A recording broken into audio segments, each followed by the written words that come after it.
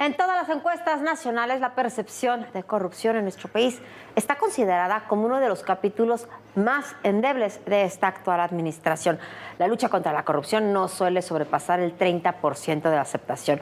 Ahora la encuesta global de Transparencia Internacional confirma esos datos. Sí, en la encuesta 2023 de Transparencia Internacional, esta organización tan reconocida en la lucha contra la corrupción, México obtuvo solo 31 puntos sobre 100 puntos posibles. Se encuentra, escuche usted, en el lugar 126 de los 180 países encuestados y estamos por debajo de la mayoría de las naciones de América Latina. Y todo cuando las denuncias de presuntos actos de corrupción comienzan a estar en el centro del debate político. La organización Transparencia Internacional presentó los resultados del índice que mide la percepción de la corrupción en 180 países. En general, la situación en América Latina es de estancamiento o retroceso. México se mantiene en el lugar 126 por 4 años consecutivos. Desde 2020, nuestro país suma 31 puntos, donde la escala va de 0 a 100, y 100 es la mejor calificación. México se encuentra estancado en este rubro, pese a los esfuerzos y promesas del gobierno federal para erradicar la corrupción del servicio público y mejorar el índice de percepción. De hecho, nuestro país es el peor evaluado entre los miembros de la Organización para la Cooperación y el Desarrollo Económicos, la OCDE. Luciana Torchiaro, consejera regional para las Américas, señala que en Brasil, Honduras y México, la destitución y el nombramiento de jueces y fiscales sin mérito por otros poderes del Estado, a menudo mediante procesos opacos y en algunos casos ilegales, socava la independencia del Poder Judicial. En un comunicado, Transparencia Mexicana señaló que, al igual que México, El Salvador, Kenia y Togo comparten el mismo lugar con 31 puntos. Los puntajes más altos del índice de percepción de la corrupción corresponden a Dinamarca con 90 puntos, Finlandia con 87 y Nueva Zelanda con 85, mientras que los países peor calificados son Sudán del Sur, Siria y Venezuela, todos con 13 puntos, y Somalia con 11.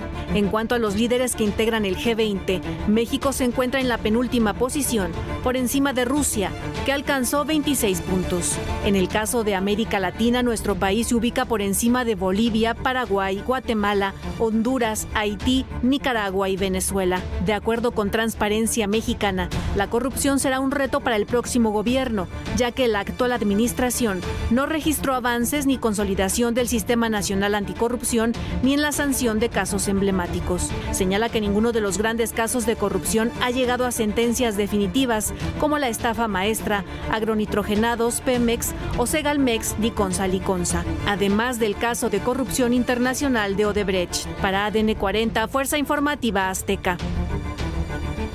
Y bueno, esta administración ha insistido una y otra vez en muchas ocasiones, casi todos los días, lo dice el presidente, habla de la corrupción del pasado, dice que no son iguales, que se ha avanzado en la lucha contra la corrupción. Yo no sé si son iguales o no, eso es una valoración subjetiva que usted puede hacer. Lo que sí sé es que según un organismo, quizás el organismo internacional más reconocido en la lucha contra la corrupción, que es Transparencia Internacional, por cuarto año consecutivo nos pone en el lugar 126 de los 180 países encuestados. Por cuarto año consecutivo hemos estado estancados en una posición marcada en la percepción de la gente por fuertísimos problemas de corrupción. Tenemos problemas en la relación con el Poder Judicial, tenemos problemas en casos no resueltos. Olvídese usted de los casos del pasado, de los casos de la actualidad. Segalmex es un caso de miles de millones de pesos. Y ahí está, sin resolución. Las acusaciones sobre casos de corrupción pueden ser ciertas o no, pero están a la orden del día y tampoco se aclaran. La corrupción sigue siendo un estigma de este gobierno. Y los datos duros, que son muy difíciles de discutir, siguen demostrando que en el ámbito de la corrupción estamos igual o peor que en el pasado, según estos números de Transparencia Internacional. Bueno, y hablando de corrupción, ¿recuerda usted que se dijo que se había acabado con el huachicol? ¿Recuerda usted que al principio de esta administración incluso No hubo gasolina varios días, las colas eran enormes y hubo un problema real porque se decía que se estaba combatiendo al huachicol. Incluso se compraron pipas para que no se usaran los ductos y, bueno, que no supuestamente no se robaran el huachicol. Pues bien, según datos oficiales, las tomas clandestinas han crecido, ¿sabe cuánto? Un 117% respecto al sexenio anterior, sobre todo en el Estado de México.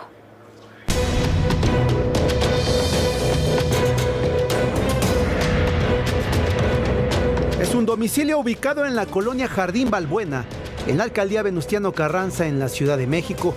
El pasado 25 de enero decomisaron 1.700 litros de diésel robado que estaba almacenado en galones. Las autoridades buscaron alguna toma clandestina para determinar si ordeñaban algún ducto. El domicilio quedó bajo resguardo luego de que fueron los vecinos quienes alertaron por el intenso olor de combustible. Mientras que este lunes, en Chihuahua, detectaron una toma clandestina en la colonia Valles de la capital del estado. Una casa cercana era utilizada como bodega para almacenar la gasolina robada.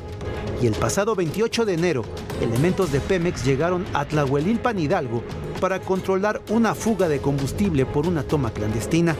El ducto está ubicado a espaldas de un campo de fútbol en la colonia Miravalle, por lo que los jugadores fueron evacuados. Por ninguno de estos casos hubo personas detenidas y se suman a los reportados en este inicio de año, que de acuerdo a notas periodísticas son más de 10, mientras que de diciembre de 2018 a octubre de 2023 se han registrado 62.441 tomas clandestinas. Esto significa un incremento de 117%. Tras una solicitud de transparencia, el diario El Universal dio a conocer que no solo se trata de diésel o gasolina, también las tomas clandestinas para extraer el gas LP han incrementado, pues de diciembre de 2018 a octubre de 2023 se contabilizan 10.662, es decir, 24 veces más que en la administración pasada. Y es que el robo de gas LP representa 20% del total de la distribución a nivel nacional. Expertos señalan que este crecimiento de las tomas clandestinas es por la falta de la implementación de nuevas tecnologías en contra de los grupos criminales. Además, por la falta de ratificación de denuncias por parte de funcionarios públicos, quienes muchas veces no dan seguimiento, o porque no hay detenidos, y si los hay, no son sentenciados. Hay que ponerle un nombre, un rostro. ¡Te vamos a encontrar! ¡Te vamos a encontrar! Y que vienen todas las demandas internacionales. Una ciudad tan complicada como es la Ciudad de México. Ya llegamos a Aguililla, esta ciudad, la entrada a la Tierra Caliente.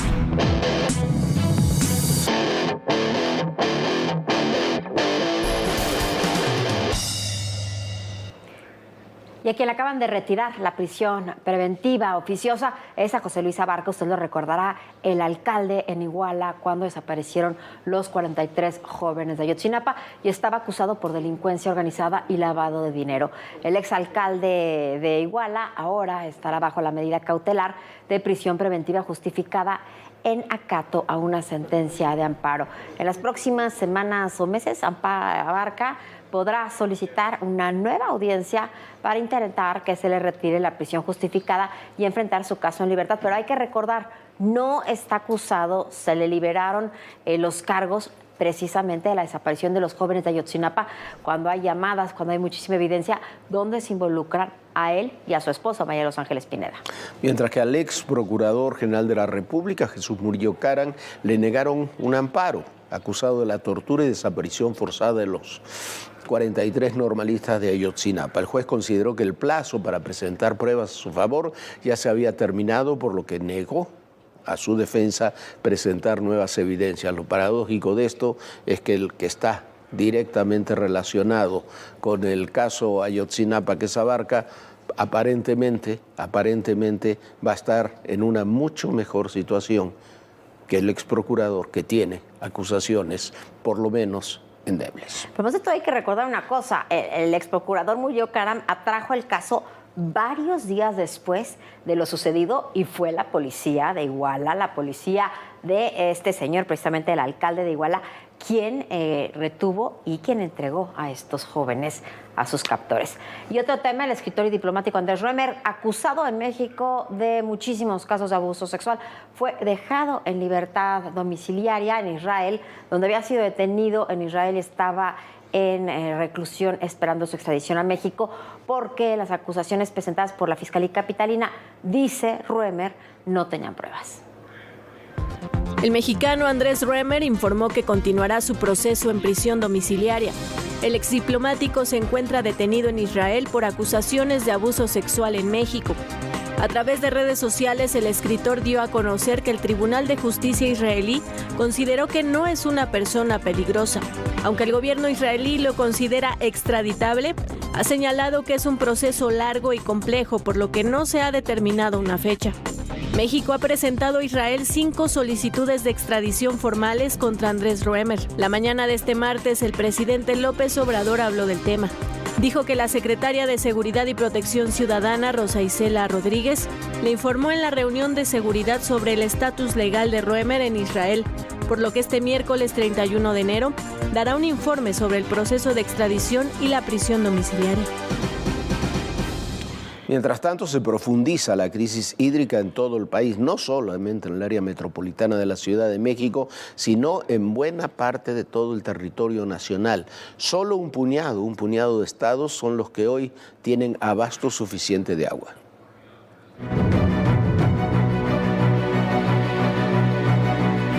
En el inicio de este 2024, México ya atraviesa por una de sus peores crisis de agua. No solo se trata del área metropolitana del país con los bajos niveles del Cutzamala. Varios estados también reportan niveles bajos en sus presas. Vemos protestas y bloqueos en urbes donde antes el problema era casi imperceptible, pero que hoy alzan la voz por la falta de agua. Las reservas comienzan a escasear, esto de acuerdo con datos de la Comisión Nacional del Agua, Conagua. A ello se suma el robo de líquido en los pozos y las fugas de agua. La misma Conagua indica que 28 de las 32 entidades presentan algún nivel de sequía en más del 50% de su territorio. Al corte de este 15 de enero, gran parte de los estados del noroeste del país presentaron considerables reportes de sequía extrema. Sonora, Chihuahua, Durango y Querétaro son los estados que reportan casos de sequía grave, extrema y excepcional. Mientras que en Nuevo León, Jalisco y Ciudad de México, el panorama oscila entre anormalmente seco y sequía severa. Solo Baja California Sur, Colima y Quintana Roo tienen la mayor parte de su territorio sin algún problema de sequía. Los reportes indican que 210 presas tienen un almacenamiento de agua 26% por debajo del promedio registrado en otros años. Además, 22 de las principales presas cuentan con un almacenamiento menor al 10% de su capacidad. La falta de agua ha llevado a 2 ciudades a enfrentar el llamado Día Cero, como ocurrió en Monterrey en 2022, o el año pasado en San Luis Potosí, cuando las autoridades informaron que la presa El Realito dejó de suministrar a la capital de ese estado. La ley de aguas lleva más de 10 años congelada en el Congreso, sin abrir el debate sobre los pozos de agua concesionados a privados. La problemática de la escasez de agua se profundiza con el cambio climático, un fenómeno desatendido en todo el país. Para ADN 40, Fuerza Informativa Azteca.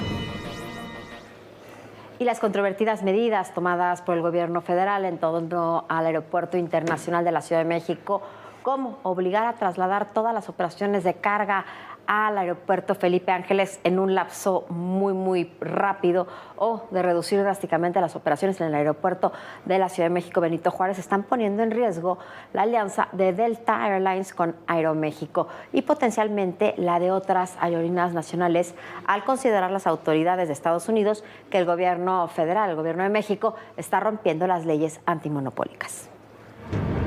La reducción de operaciones en el Aeropuerto Internacional de la Ciudad de México y la decisión de sacar las operaciones de carga de la terminal aérea no cayeron bien en el Departamento de Transporte de Estados Unidos, que puso en entredicho las condiciones por las que aprobaron la alianza entre Delta Airlines y Aeroméxico, que incluye convenios de operación con códigos compartidos. En este convenio bilateral estaban dadas las condiciones para que tanto del lado mexicano como del lado estadounidense hubiese como esa capacidad de poder llegar a los distintos aeropuertos sin restricciones y con toda la apertura, como si fuese un mercado abierto para ambas naciones.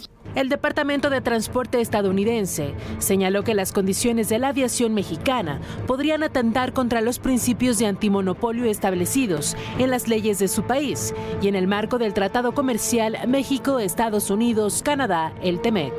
Originalmente la vigencia de la autorización de la alianza era por 5 años, pero en 2019 las aerolíneas solicitaron ampliar el plazo, toda vez que los cambios que presentaba la industria en México, como la cancelación del aeropuerto de Texcoco, no permitiría tener certeza de los beneficios.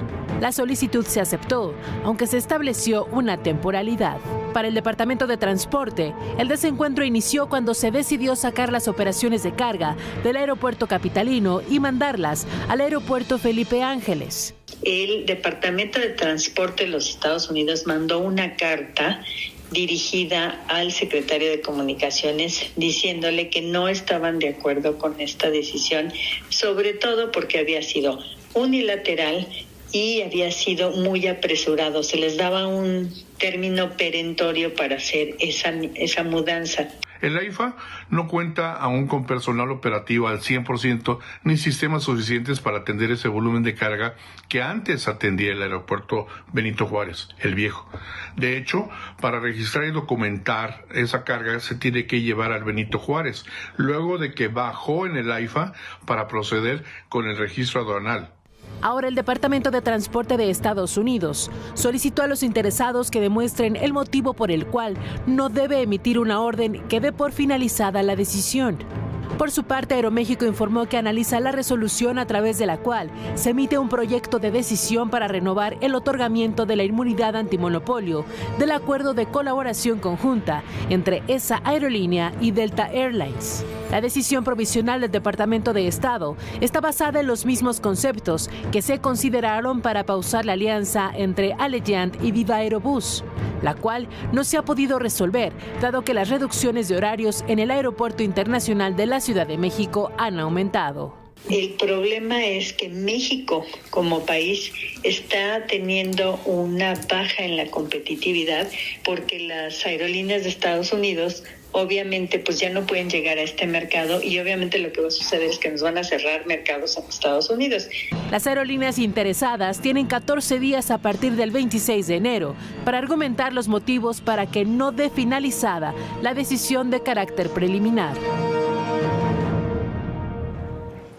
Bueno, olvídese usted de los 150,000 millones de pesos perdidos al no continuar el aeropuerto de Texcoco, que seguimos pagando y seguiremos pagando todavía por muchos años más. Por lo perdido, no lo que se hizo, lo que se había construido, que era 1/3 del aeropuerto, que también se perdió. Son los bonos que estamos pagando de cara al futuro. Olvídese usted de la pérdida de competitividad que tenemos porque el aeropuerto Felipe Ángeles indudablemente no llena los huecos del Aeropuerto Internacional de la Ciudad de México. Olvídese usted de muchos otros temas relacionados con todo esto. Lo que se está haciendo es destruyendo o golpeando seriamente a la aviación mexicana.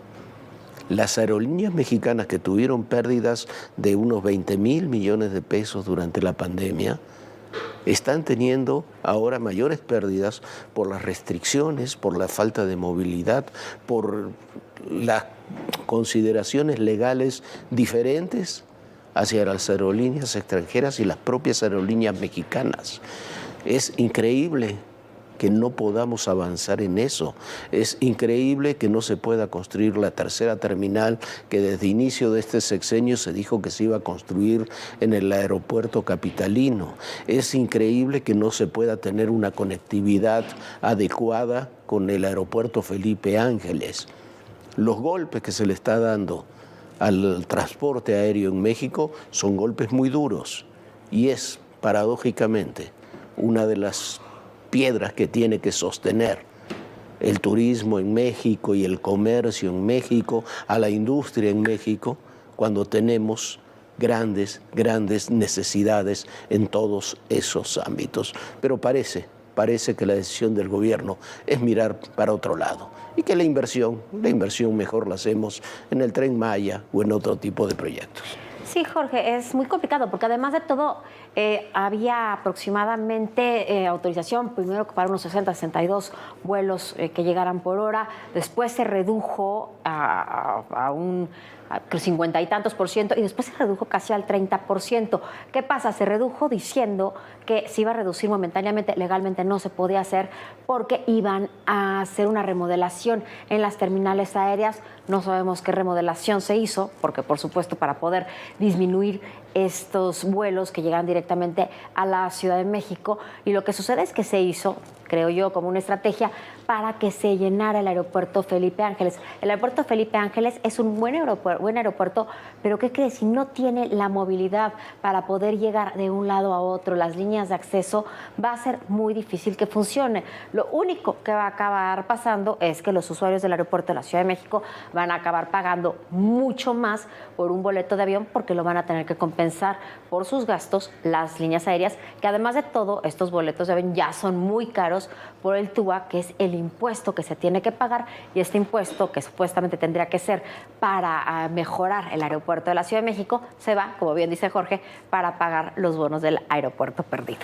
Bueno, mientras tanto, vamos a otro tema. Israel comprobó con pruebas muy sólidas la participación de por lo menos 13 empleados de una agencia no gubernamental de apoyo a Palestina, que es la que recibe los recursos de muchos países del mundo para atender, por sobre todo, la Franja de Gaza, y estos fueron acusados con pruebas muy contundentes de ser participantes directos en la masacre y toma de rehenes que realizó Hamás en territorio de Israel el pasado 7 de octubre. Bueno, y esto llevó a que Estados Unidos, Canadá, Gran Bretaña y casi todos los países de la Unión Europea cortaran apoyos a esta organización. UN staff, their salaries paid for with international taxpayer money, were involved in the barbaric, premeditated atrocities and abductions. Of those, 6 UNRWA employees infiltrated Israel in the attack. At least 1 UNRWA employee supplied the Hamas invasion with logistical support.